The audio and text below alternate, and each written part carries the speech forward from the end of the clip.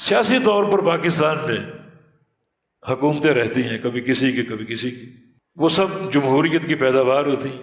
ان کا نظام اگر استقرار پکڑ لے تو سمع اطاعت ہم نے کرنی، بغاوت نہیں کرنی۔ کسی دور میں حکومت زرداری صاحب کی تھی، سمع اطاعت۔ کسی دور میں نواز شریف کی تھی، سمع اطاعت۔ ہمیں ان شخصیتوں کو غرض نہیں۔ آج عمران خان کی سمع اطاعت، کیونکہ نظام استقرار پا چکا ہے۔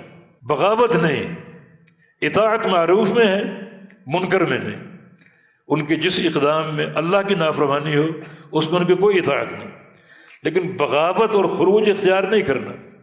لیکن سوال یہ ہے، ان حکومتوں سے کوئی توقع نہیں ہے یہ توحید کا کام کریں۔ توحید کو جانتے ہی نہیں، پہچانتے ہی نہیں، سنت کی حقیقت کو نہیں جانتے۔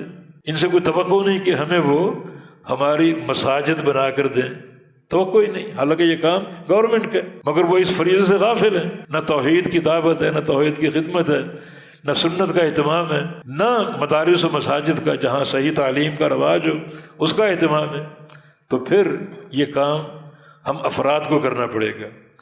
اس کام کو انجام دینے کے لیے اگر ہم ایک اجتماعی پلیٹ فارم بنا لیں تو یہ شرعی مقاصد کے خلاف نہیں، بس شرط ایک ہے کہ وہ اجتماعی پلیٹ فارم جو ہے وہ گورنمنٹ سے ٹکرانے کی پالیسی پر نہ ہو۔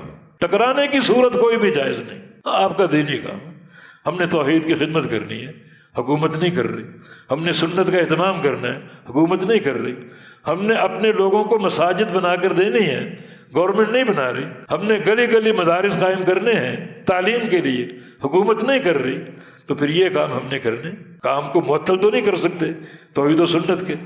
اس کے لیے پھر ایک اجتماعی رنگ اگر ہو تو یہ اجتماعی رنگ فرقہ کے تحت نہیں آئے گا، بس شرط ایک ہے کہ یہ اجتماعی رنگ جو ہے، اجتماعی پلیٹ فارم جو ہے، یہ گورنمنٹ کے خلاف نہ ہو، محاذرائی نہ ہو، خروج کی شکل نہ ہو، ان کے خلاف تنقید نہ ہو، ان کے خلاف کوئی اقدام نہ ہو، تو پھر یہ درست ہو سکتا ہے تاکہ دین کی خدمت جو ہے وہ جاری رہ سکے۔